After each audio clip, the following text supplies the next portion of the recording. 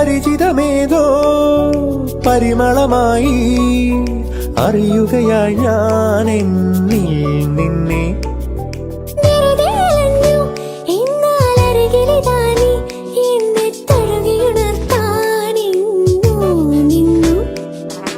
പ്രേമത്താൽ മാത്രം മിഴികളിൽ വിടരും പേരില്ലാ പൂക്കൾ കാണുകയായി ഞാൻ.